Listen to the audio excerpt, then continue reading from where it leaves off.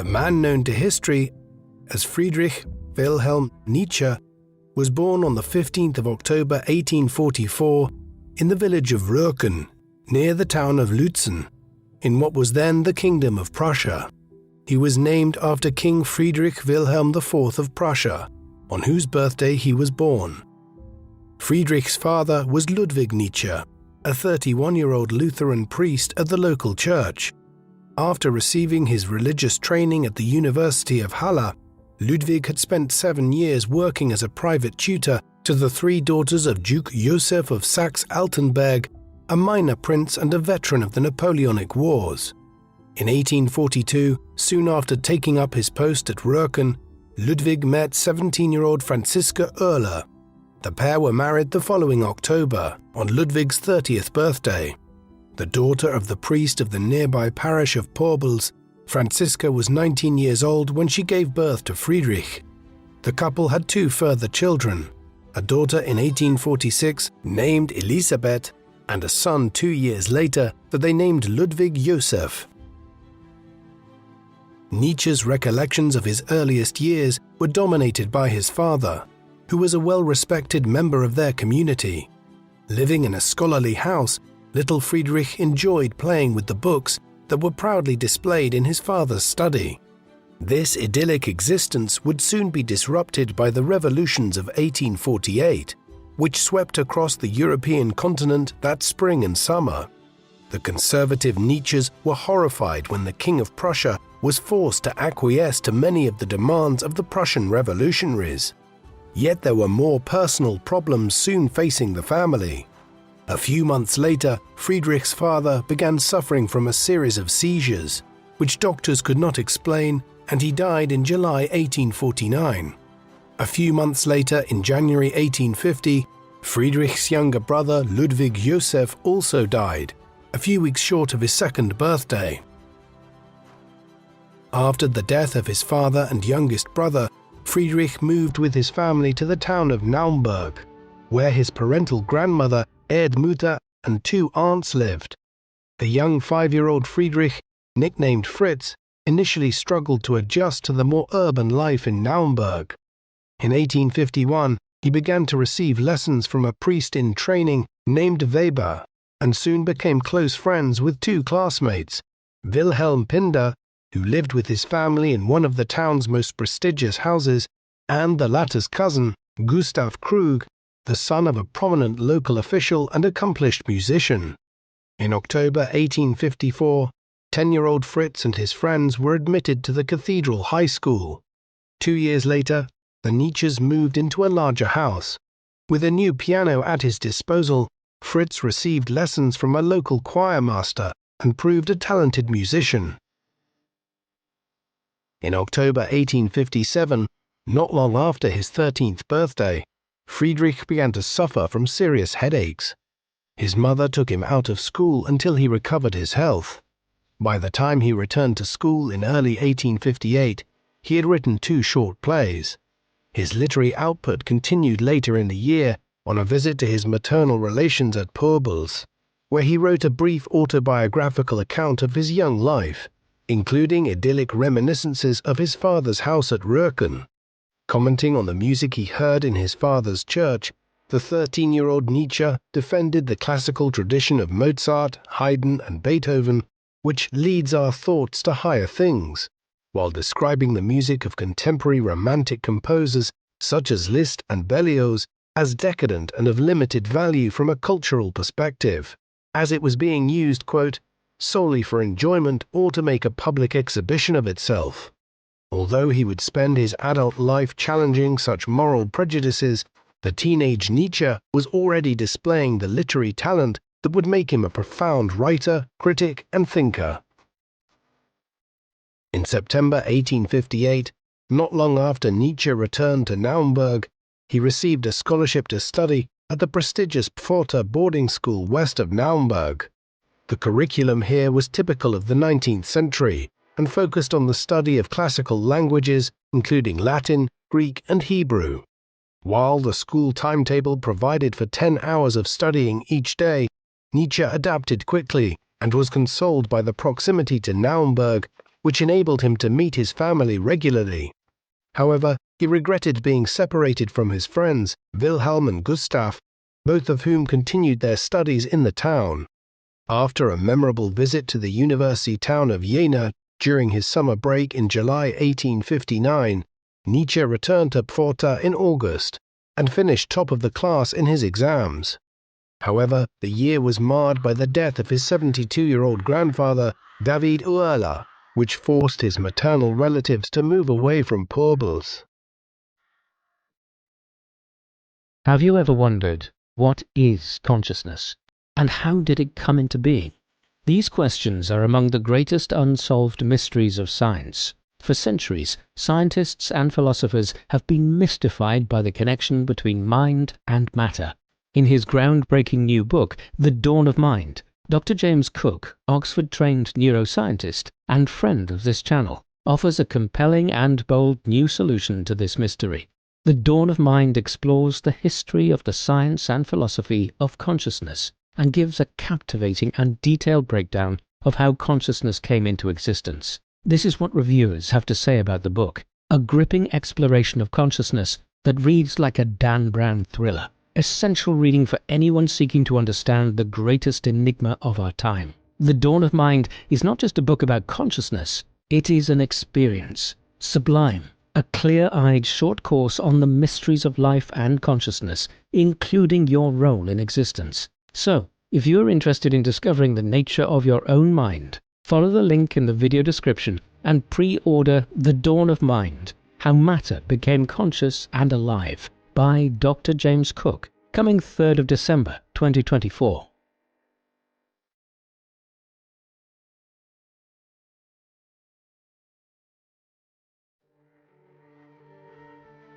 In the summer of 1860, Nietzsche, Wilhelm Pinder, and Gustav Krug formed a three-man literary society called Germania, agreeing to meet regularly and discuss their respective musical and literary outputs. As part of this pursuit, Nietzsche began writing a Christmas oratorio. In November, he received a lengthy letter from Krug in which he praised Richard Wagner's opera Tristan und Isolde, a tempestuous 5-hour spectacle based on Arthurian legend which had not yet been performed but whose musical scores were already available and being analyzed by critics. For the time being, Nietzsche did not share his friends' enthusiasm for Wagner's work, though that would change in time. He continued to work on his oratorio but was once again affected by his migraines. Over the course of 1861, he also began to drift towards the music of Liszt, which he had earlier denounced as sinful, and began to take an interest in Slavic and Hungarian folklore.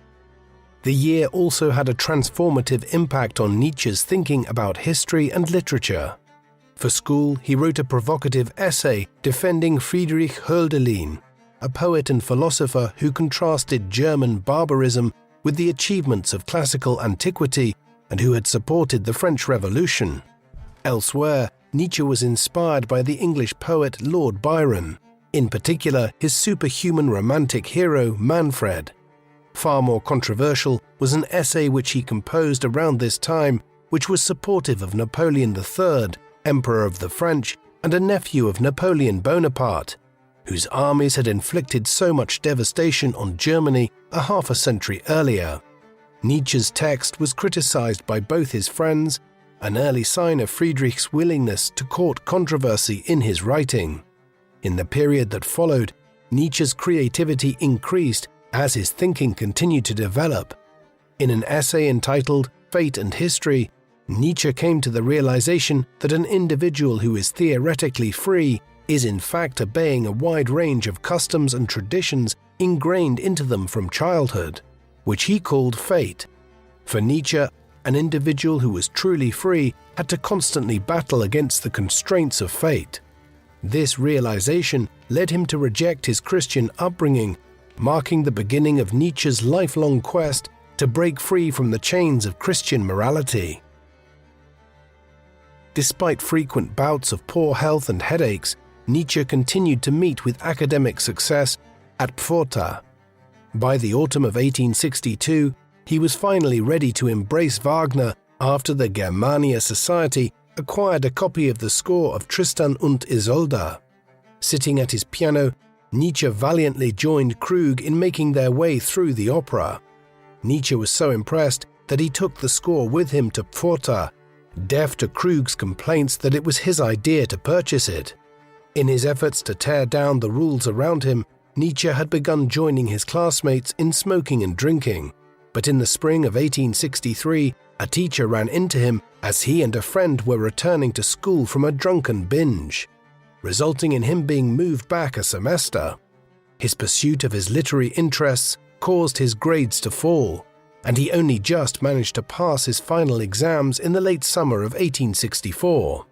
While his friends Wilhelm Pinder and Gustav Krug went to university at Heidelberg, Nietzsche opted to study theology at Bonn, despite his growing religious pessimism.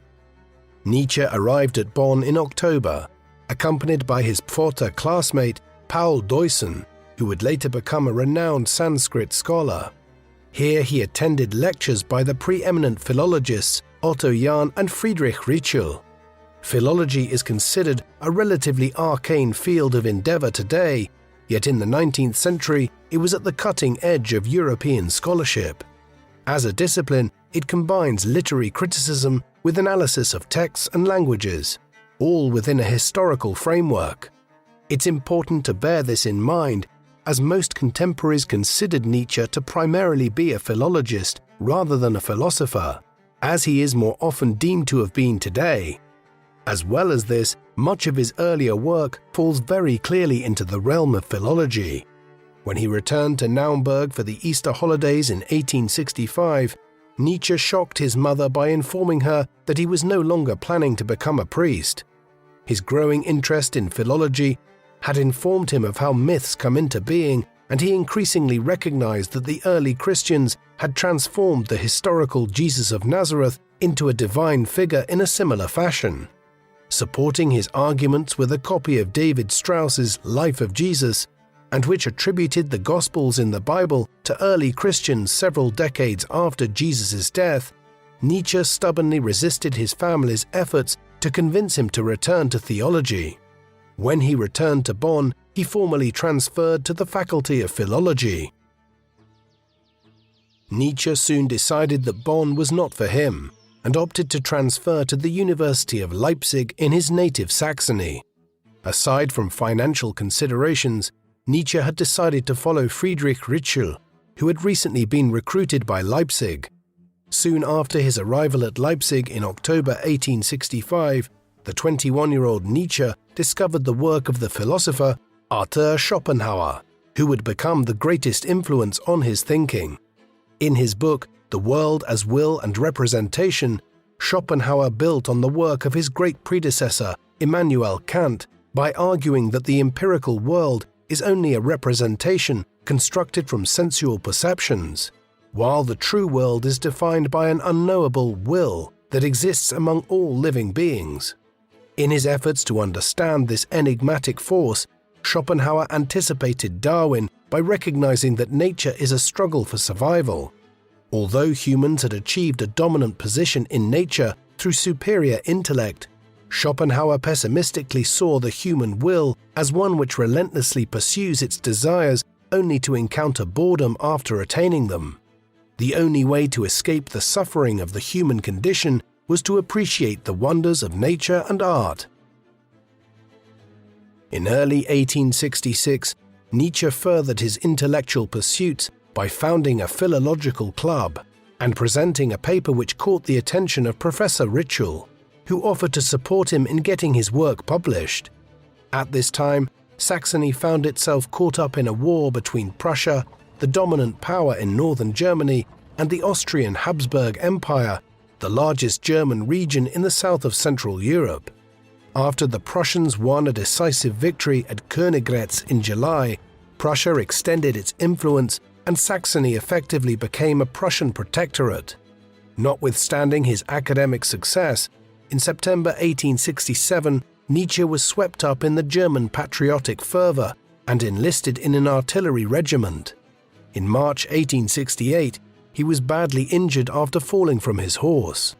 he took advantage of his recovery to work on his academic contributions.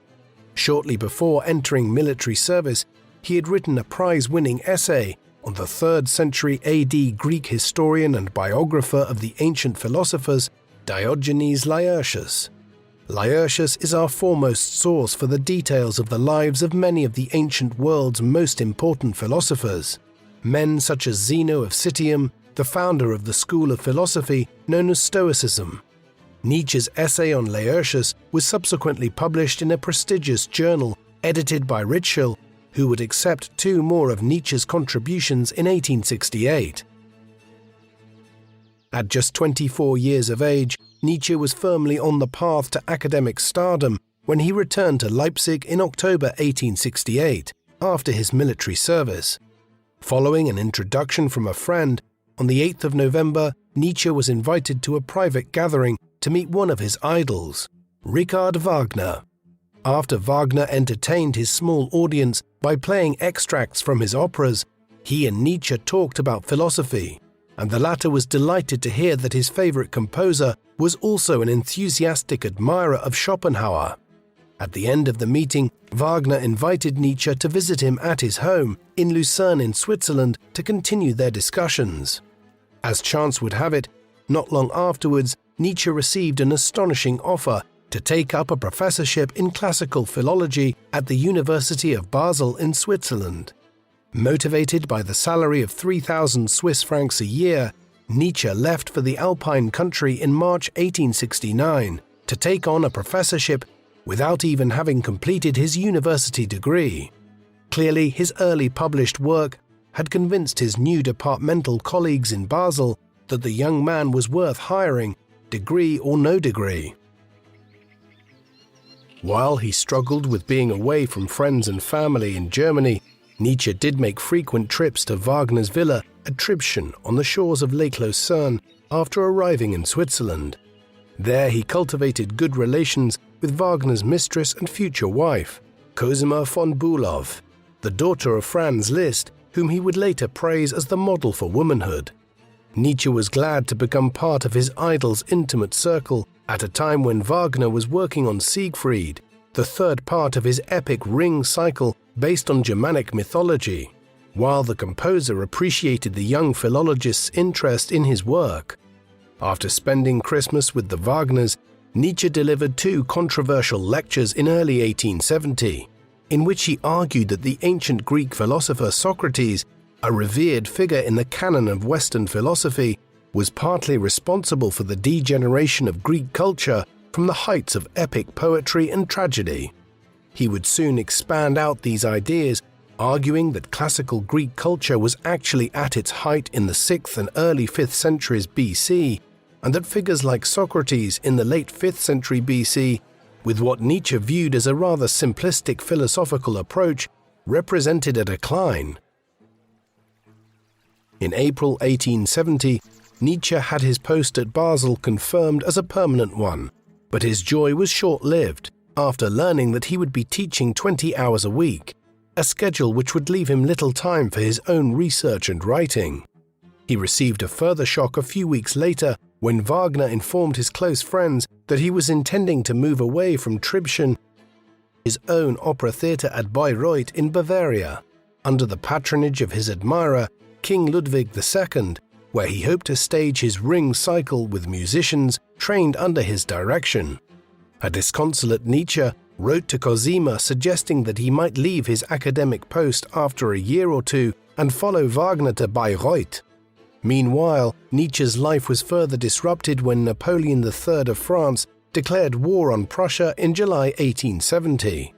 After spending his summer holiday with the Wagners, he obtained leave from the university to serve as a medical orderly in eastern France, and arrived at the headquarters of the Prussian Southern Army at Nancy in Lorraine just before the Prussians defeated the French decisively at Sedan on the 2nd of September 1870.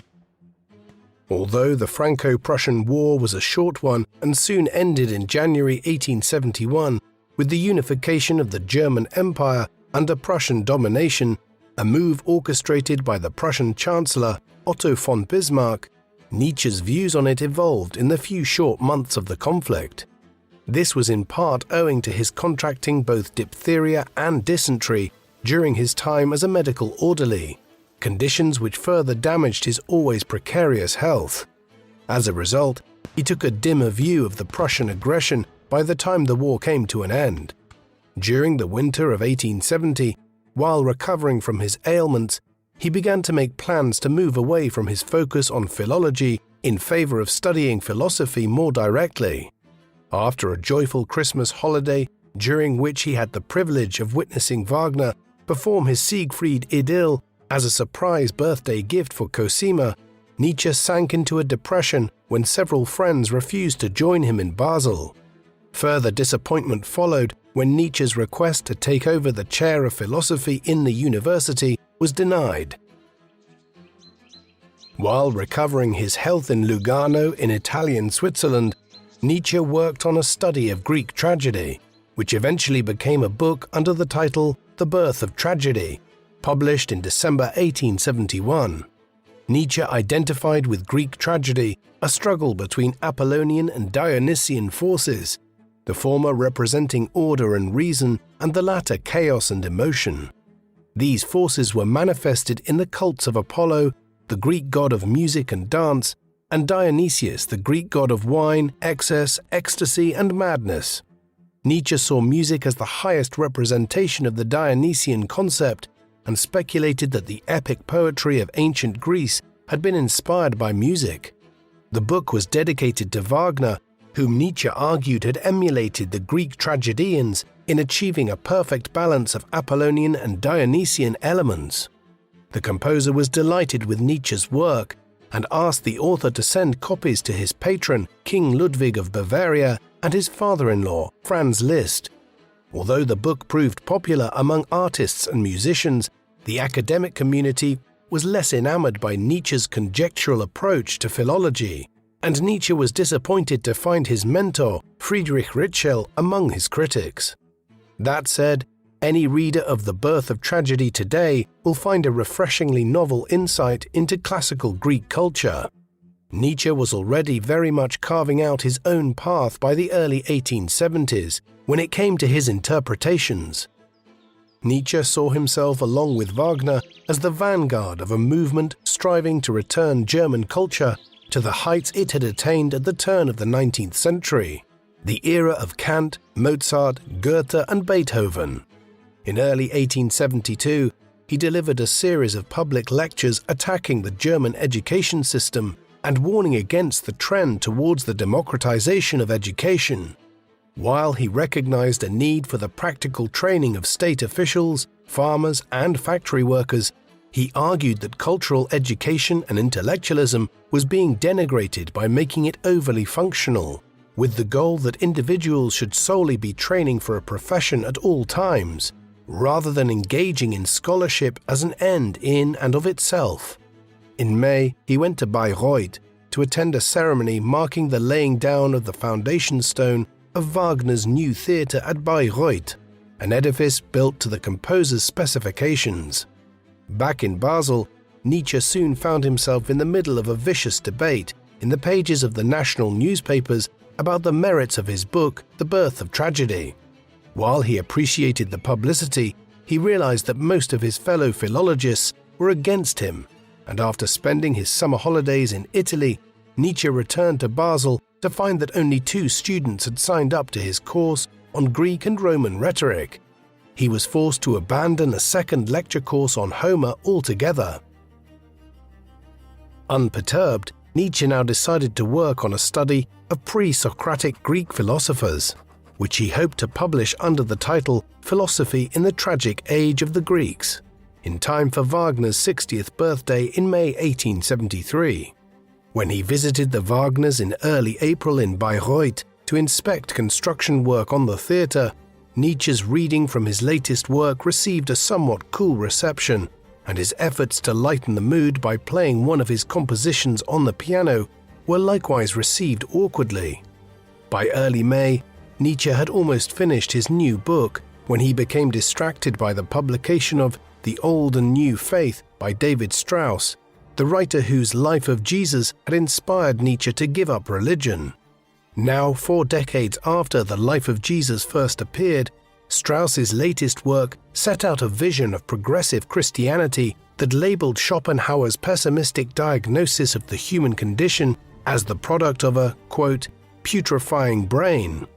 Nietzsche was infuriated by this and wrote a polemical essay targeting Strauss as the representative of a contemporary cultural Philistinism in Germany that had stopped seeking truth and beauty and instead looked for easy and comfortable answers.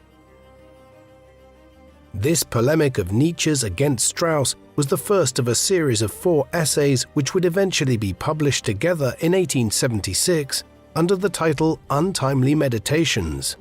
In the next installment, under the heading On the Use and Abuse of History for Life, Nietzsche argued that it was worth studying the past as a reminder that it was possible for humanity to achieve greatness, but warned against hero worship and myth-making, suggesting that periodically the past should be re-examined with an eye to the future.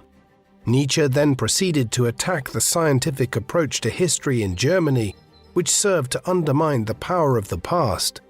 In another essay from this time, entitled Schopenhauer as Educator, he praised the manner in which Schopenhauer sought to liberate his readers from convention.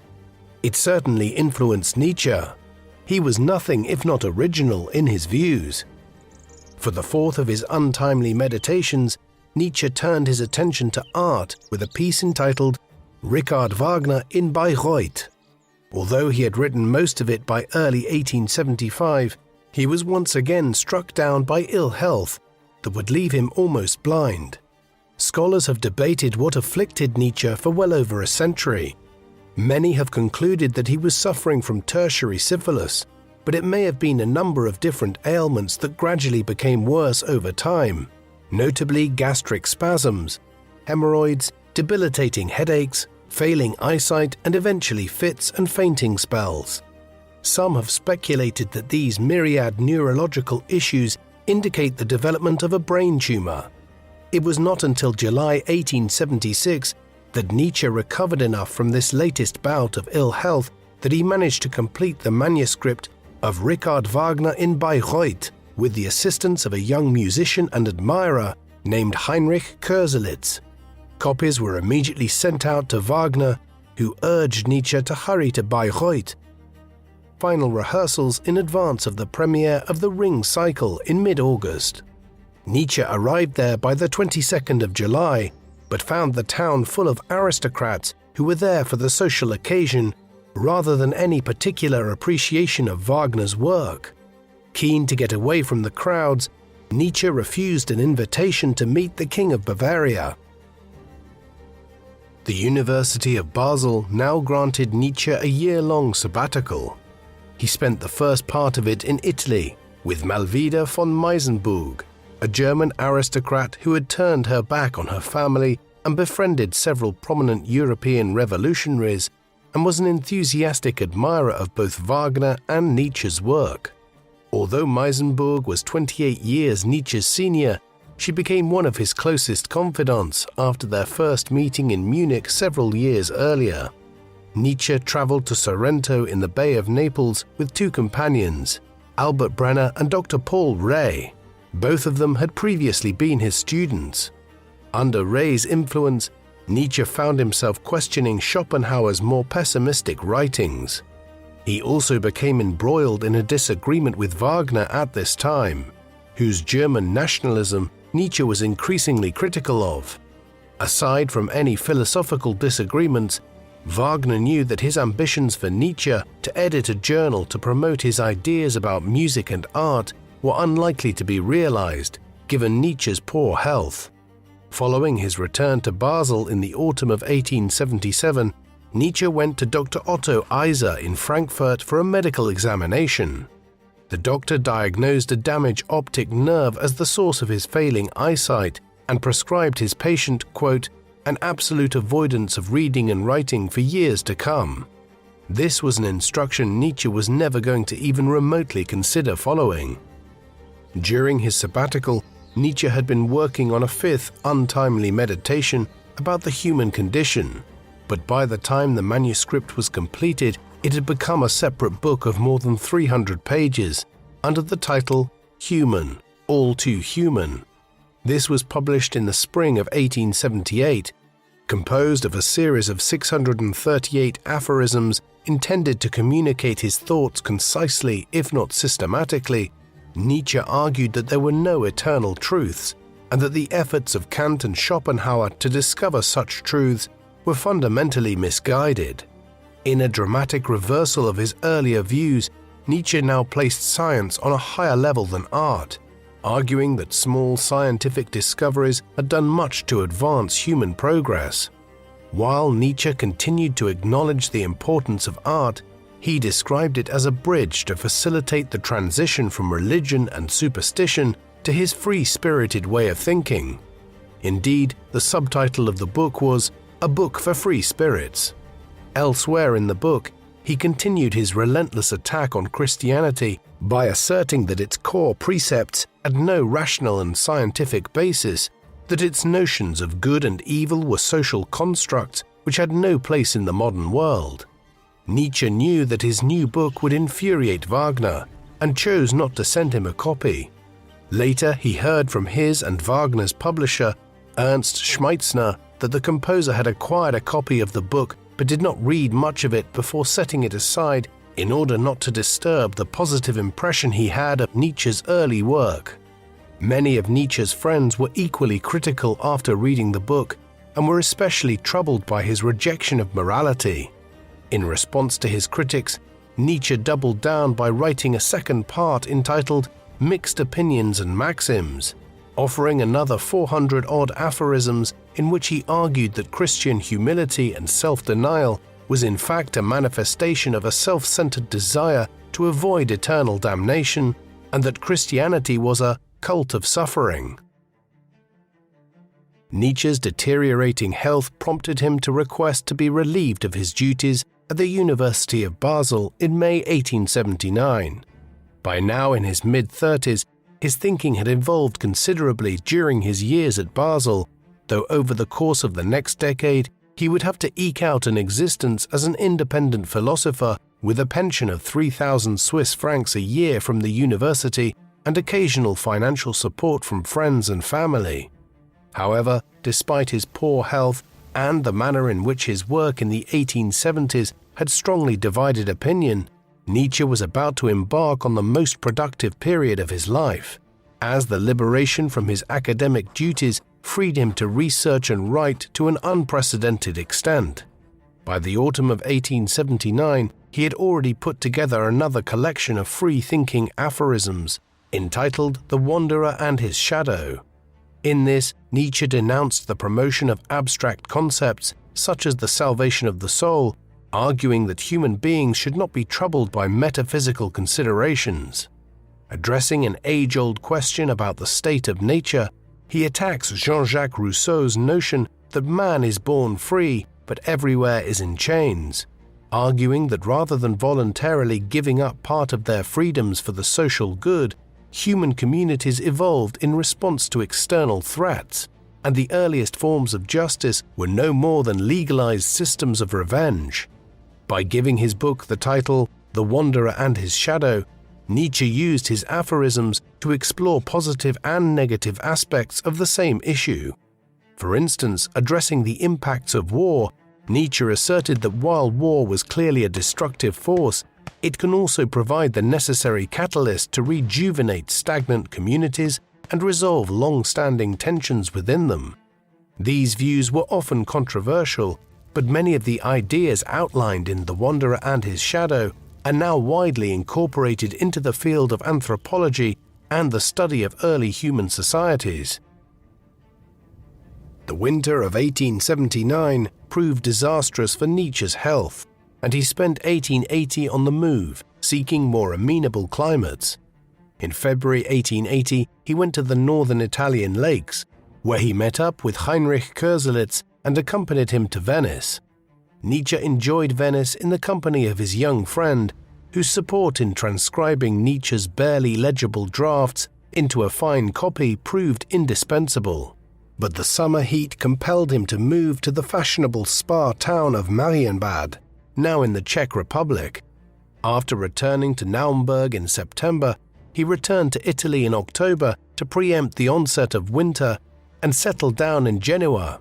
Here Nietzsche was prodigiously busy, and by February 1881 he had completed his draft of Morgenröte, or Morning Glow, which was published in June. While Nietzsche had high hopes for the book, it would prove to be one of his lesser-known works, though it allowed him to further develop his ideas about Christianity's harmful impact on human development, while expressing his appreciation for Eastern religions, in particular Buddhism, which had largely cast aside the need for gods in favor of a quest for the spiritual fulfillment of the individual. January 1882 saw Nietzsche in unusually good health, and he was glad to have the company of Paul Rée, who had brought a typewriter with him to help Nietzsche with his work. Typewriters had only really become commercially available from the late 1860s onwards, and Nietzsche, who was trying to use one in a sustained manner for the first time, initially struggled to operate the machine, straining his eyes to make sure that he was pressing the right key. Now in his late 30s, Nietzsche made the light-hearted suggestion that he might need a wife, a subject that he had occasionally discussed before with Paul Rée and Malvida von Meisenburg during their time in Sorrento. After spending 5 weeks in Genoa with Nietzsche, Rée had continued his journey to Rome to stay with Meisenburg, in whose salon he encountered Lou Salome, a 21-year-old Russian-born poet whose iconoclastic opinions reflected her disillusionment at the religious and moral instruction she received as a student of theology. Rée insisted that Nietzsche ought to meet this extraordinary prodigy, and after a brief stay in Messina in Sicily, Nietzsche arrived at Rome in mid-April. In spite of their rather awkward initial encounters in Rome, Nietzsche was soon impressed by Salome's intellect. In Salome, Nietzsche believed that he had found a young female disciple who could support his work. Although Salome later claimed that Nietzsche had proposed to her during a third meeting in Lausanne in early May, Nietzsche insisted that he was only after intellectual companionship, in contrast to Rée, who addressed incessant letters to her in distinctly romantic terms. In a plan devised by Salome, the three intended to live together in a philosophical commune in Vienna. To his skeptical friends, Nietzsche declared his intention to train Salome as his intellectual successor and preemptively denied that he had any romantic interest in her. Nietzsche had arranged for his sister Elisabeth and Salome to meet in Bayreuth in July for a performance of Wagner's opera Parsifal, based on the Arthurian knight Percival's quest for the Holy Grail, one which Nietzsche hated due to its Christian inspiration. Despite their outward display of friendship, Elisabeth Nietzsche was irritated by the young Russian. In the meantime, Nietzsche had added to his body of work with Joyous Science, in which he endorsed Charles Darwin's views on biological evolution, which were still enormously controversial over 20 years after The Origin of Species had first been published. At the same time, Nietzsche challenged the Darwinian concept of the survival of the fittest. Following this logic, the purpose of humans and all other animals was solely to survive. But Nietzsche observed that many individuals who had made the greatest contributions to human culture, such as the Renaissance artist Raphael or the composer Wolfgang Amadeus Mozart, had died young without leaving any heirs. Nietzsche argued that human existence was both comic and tragic. The comic aspect was due to the vanity of short-lived humans who believed that they could master nature, while the tragic element came from the recognition that humans are an infinitesimally small part of the cosmos. Near the end of the book, Nietzsche issued a call to his readers to wage an intellectual war on behalf of science against religion. Joyous Science is a peculiar work in many ways, one which tried to apply the evolutionary biology of Darwin to a new theory of cultural evolution. Although Nietzsche had called his book Joyous Science, he concluded that the tragic aspects of human existence would always prevail.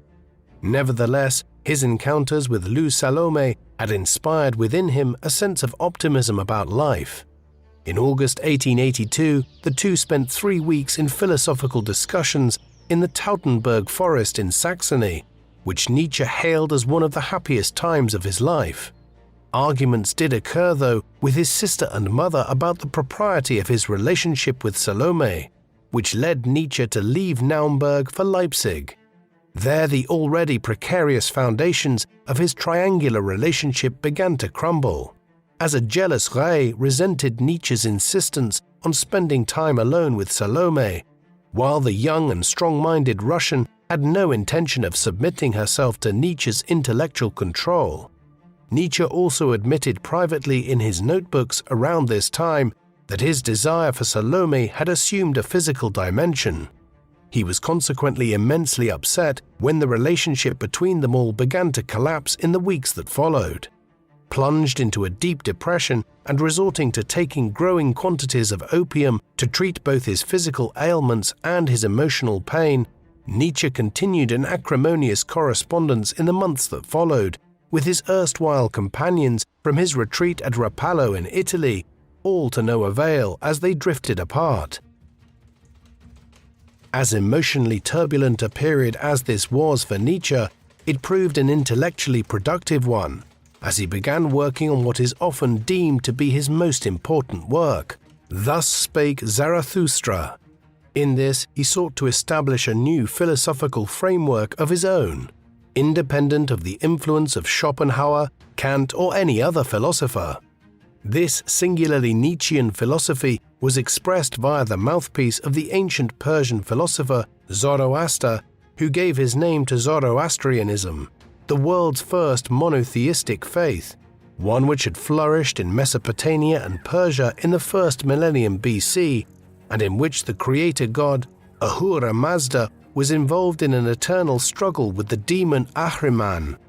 Although Nietzsche rejected the dichotomy of good and evil introduced by Zoroastrianism, one which had clearly influenced the development of Christianity, he saw Zoroaster as a prophet who had challenged the status quo, hence his motives for expressing some of his own philosophical ideas through the mouthpiece of the Persian prophet.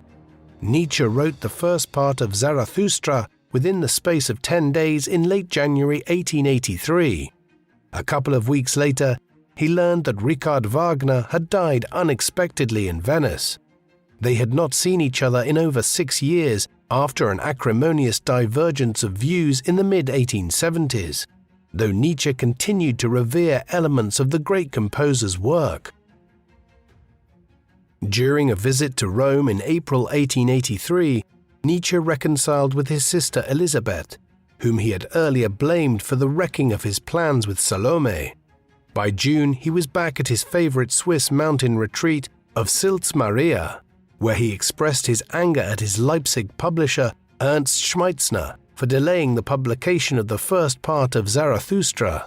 Nietzsche speculated that Zoroaster's declaration in the book that, quote, "God is dead," surely one of the most famous lines of modern philosophy, had led Schmeitzner's printer to sit on the manuscript and delay its publication. The text was paradoxical. On the one hand, Nietzsche argued that the advent of science and modernity was leading to a growing secularism, one which would eventually lead to the death of Christianity. Yet on the other hand, Zarathustra is evidently framed in the text as a parallel to Jesus Christ, and Nietzsche even referred to his book as a fifth gospel. These contradictions can be explained when we see that Nietzsche was arguing that man was now moving to a new stage of evolution after the religiosity of the past, one in which a new Übermensch, Overman or Superman, one based on rationality and a higher culture, would emerge. By July, Nietzsche had completed the second part of Zarathustra, consisting of 22 further discourses in which he went further than ever in denouncing the hypocrisy of Christians seeking self-negating virtuousness for the sake of a heavenly kingdom. Nietzsche began to develop the idea of the will to power, substituting Schopenhauer's image of nature as a struggle for survival with a struggle for mastery, arguing that no relationship between two humans is without a desire to gain control over the other. As he elaborated on the concept, Nietzsche argued that Christianity had only been able to succeed because the emperors at the heart of the Roman Empire had realized in the 4th century that adopting the new religion served their material purposes well, and that the Church soon became estranged from the moral message of Christ as the bishops of Rome sought ever greater power in medieval times. What was needed was a new morality entirely. In the third part of Zarathustra, completed in early 1884 during a stay in Venice, Nietzsche portrays Zoroaster returning to the mountains, where he draws the depressing conclusion that since time is infinite, everything in life is an eternal recurrence of what has already happened before, and will happen again, and that humanity as a collective would never fully evolve, though in the end, Nietzsche's Zoroaster or Zarathustra still finds comfort in the notion of eternity. Although Nietzsche intended this to be the final part of a Zarathustra trilogy, in January 1885 he wrote another 20 Zarathustra scenes of such an explicitly sacrilegious nature that he decided to limit the print run of this fourth part to 40 copies that he distributed among a select circle of friends. These exclusive copies were printed by the Leipzig printer Konstantin Naumann, who had also printed the first 3 volumes at Schmeitzner's request. By this point, Nietzsche had broken off with Schmeitzner. Meanwhile, Nietzsche received news that his sister Elisabeth was planning to marry Dr. Bernhard Förster, a Wagner-file teacher who was planning to found a German nationalist community in South America after his radical opinions cost him his teaching jobs. While both Nietzsche and his mother were opposed to the match, the couple married in May and would leave for Paraguay in early 1886. After completing Zarathustra, Nietzsche decided to return to writing more conventional philosophical treatises without using ancient religious philosophers as his mouthpiece. By March 1886, he had completed Beyond Good and Evil, a work he would struggle to find a publisher for and which he eventually had published at his own expense on the first print run. There were reasons for this. Zarathustra had not sold well, and hundreds of copies of it and Nietzsche's other works were languishing in storage. Publishers were reluctant to take on his books, fearing losses. The stock of his earlier books was eventually bought by the music publisher Ernst Wilhelm Fritsch. Despite his poor sales figures, Nietzsche ordered 1,250 copies of Beyond Good and Evil, regarding it as a concise statement of his thinking. This latest book was another attack on the forces of democratization and egalitarianism, which Nietzsche saw as evolving harmfully out of Christianity. Nietzsche took a stand against these developments, claiming that a great many elements of human progress and cultural creativity had taken place in aristocratic societies. Building on his belief that morality was an artificial construct designed to control people within society, Nietzsche distinguished between what he termed a slave morality and a master morality. Given his optimism about the book's potential commercial appeal, Nietzsche was deeply disappointed to learn in February 1887 that only 65 copies of Beyond Good and Evil had been sold.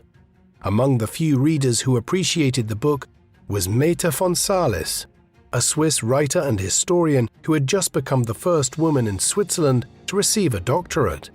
Nietzsche and Salis had known each other since 1884 and became close friends. In the summer of 1887, Salis visited Nietzsche in Silz-Maria, where, in an effort to encourage sales of Beyond Good and Evil, he began work on a follow-up volume entitled On the Genealogy of Morality. Drawing on his training in philology, Nietzsche observed that the word for good in many ancient languages derived from words denoting nobility and bravery, while bad related to words such as common or lowly. According to Nietzsche, the process of linguistic transformation began first with the ancient priestly classes of the Levant and wider parts of the Middle East, where civilization had first flourished. For these people, purity and faith were more important than nobility or courage. Out of this tradition, there later emerged the teachings of Jesus of Nazareth. who encouraged humanity to sympathize with the poor and lowly in exchange for spiritual comfort. For Nietzsche, it was the warrior class of Germanic and Scandinavian conquerors who prevented Europe from becoming a Christian theocracy after the fall of the Roman Empire. Although they adopted Christianity, the new kings established an aristocratic hierarchy that was inspired by Roman rule. However, the Protestant Reformation and the French Revolution saw a return of the slave morality in places like Calvinist Geneva in the 16th century. While many individuals will disagree with Nietzsche's arguments about morality in it, in terms of the rigor of his analysis in tracing how Judeo-Christian morality developed over a period of 3 millennia, On the Genealogy of Morality is one of Nietzsche's most significant works. Throughout the creative process for these philosophical texts, Nietzsche continued to suffer from frequent bouts of ill health. Nevertheless, during a stay in Nice in the early months of 1888, he experienced his best health for several years and conceived a 4-volume work entitled The Will to Power as the crowning statement of his philosophy. Yet as early as March, he recognized that the plan was too ambitious and abandoned it. By that time, he was searching for a new refuge and decided to head to Turin. The city's climate and its music culture delighted Nietzsche, who remained for 3 months until leaving for Sils Maria. In a burst of creativity, Nietzsche wrote The Case of Wagner, a polemical critique in which he cast his erstwhile musical idol as a symbol of decadence and decay in European music and society. He continued with The Twilight of the Idols, a series of light-hearted attacks on all the philosophical and religious doctrines Nietzsche opposed, with a title parodying the final opera in Wagner's Ring cycle, The Twilight of the Gods. This was followed by The Antichrist, an investigation into the origins of Christianity, one in which Nietzsche argued that while Jesus, whose kingdom of God was both in the future and in the present, had encouraged his followers to live free from hatred and resentment, the early Christians imposed a doctrine of judgment that used the concepts of heaven and hell as a system of rewards and punishments. Nietzsche compared Jesus' original teachings to those of Buddhism, remarking that Buddhism makes no promises but keeps them. Christianity promises everything but keeps nothing. Nietzsche had returned to Turin in September. To mark the occasion of his 44th birthday on the 15th of October 1888, he decided to write an autobiographical work under the title Ecce Homo, or Behold the Man, the words attributed to Jesus' executioner, Pontius Pilate, as he presented him to the Jewish crowd. In this short volume, Nietzsche hoped to clear up misunderstandings about his work to date. Under provocative chapter titles such as Why Am I So Wise and Why I Write Such Good Books, Nietzsche explored his upbringing, his poor health, and the thinkers and artists of the past who had inspired him, both positively and negatively.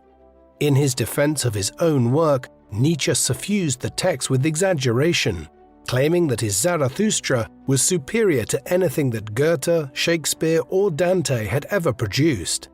Ecce Homo should not be read literally in all places, and clearly whether in his boastful passages about his literary prowess or in the sarcastic titles of the chapters, Nietzsche was being humorous.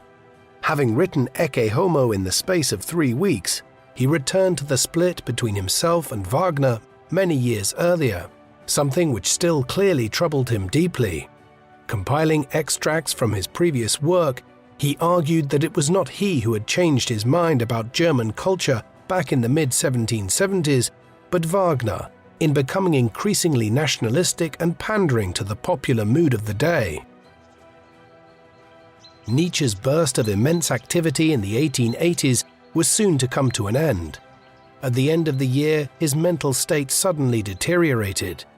He became prone to fits of anger, and in his delusions of grandeur, he wrote letters addressed to Kaiser Wilhelm II and Bismarck denouncing their doctrines, while in correspondence to friends, he wrote about forming an anti-German league and bringing down the German Empire.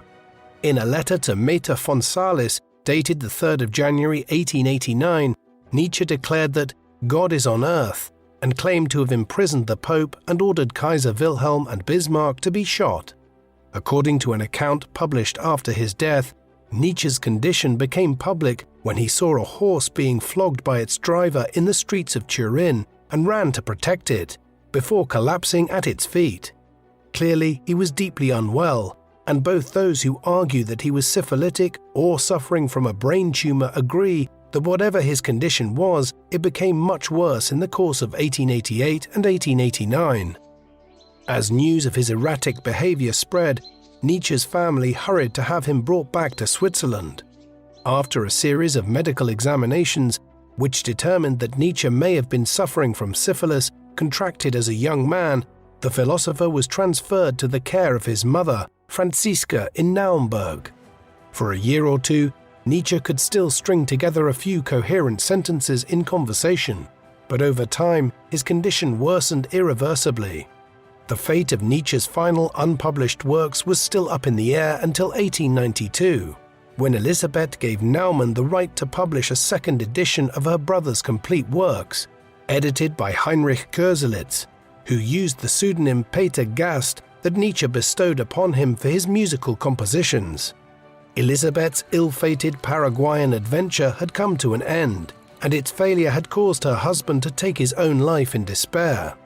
In 1893, she decided to take control of the whole process, sidelining Koselleck and writing her own biography of her brother, in which she resumed her vengeful attacks against Lou Salome, blaming her in part for her brother's psychological collapse. In 1895, after an argument with her mother about the publication of the Antichrist, Elisabeth brought out her mother's rights to future royalties. When Franziska died in April 1897, Elisabeth moved her brother to the Villa Silberblick near Weimar, where she received admirers of Nietzsche's works and took them to see him despite his condition. On the 25th of August 1900, a couple of months shy of his 56th birthday, Friedrich Wilhelm Nietzsche died at Villa Silberblick, following a heart attack.